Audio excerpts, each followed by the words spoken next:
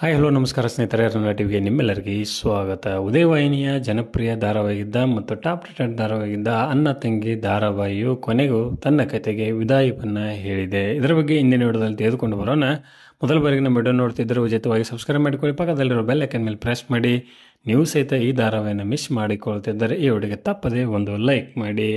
2021 November 22ರಿಂದ ಆರಂಭಗೊಂಡಿದ್ದ ಅಣ್ಣ ತಂಗಿ ಧಾರಾವಾಹಿಯು ಬರೋಬ್ಬರಿ 1174 ಸಂಚಿಕೆಗಳನ್ನು ಪೂರೈಸಿ ತನ್ನ ಕತೆಗೆ ವಿದಾಯವನ್ನು ಹೇಳಿದೆ.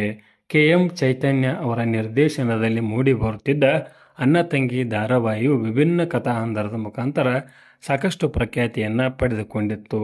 ಇಲ್ಲಿ ಮಧುಸಾಗರ್ ಅವರು ಅಣ್ಣನ ಪಾತ್ರದಲ್ಲಿ, ಅಖಿಲಾ ಅವರು ತಂಗಿಯ ಪಾತ್ರದಲ್ಲಿ ಸಾಕಷ್ಟು ಪ್ರೇಕ್ಷಕರಿಗೆ ಇಷ್ಟವಾಗಿದ್ದರು.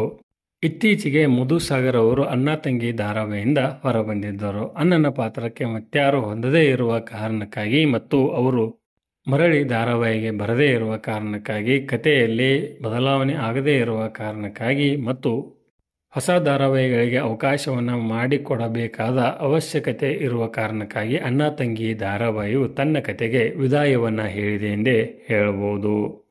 ಆರಂಭದಲ್ಲಿ 7 ಗಂಟೆಗೆ ಪ್ರಸಾರವಾಗುತ್ತಿದ್ದ ಅಣ್ಣ ತಂಗಿ ಧಾರಾವಾಹಿಯು ನಂತರ ಸಾಕಷ್ಟು ಸಮಯದ ಬದಲಾವಣೆಯನ್ನು ಕಂಡಿತು. ಹೀಗಾಗಿ 1174 ಸಂಚಿಕೆಗಳನ್ನು ಪೂರೈಸಿ ಅಣ್ಣ ತಂಗಿ ಧಾರಾವಾಹಿಯು ಹ್ಯಾಪಿ ಎಂಡಿಂಗನ್ನು ಕಂಡಿದೆ ಎಂದೇ ಹೇಳಬಹುದು. ಈ ಧಾರಾವಾಹಿಯ ಅಂತ್ಯದ ಬಗ್ಗೆ ನಿಮ್ಮ ಅನಿಸಿಕೆಯನ್ನು ಕಮೆಂಟ್ ಬಾಕ್ಸಲ್ಲಿ ತಿಳಿಸಿ. ಧನ್ಯವಾದಗಳು. ನಮಸ್ಕಾರ. ಶುಭ ದಿನ.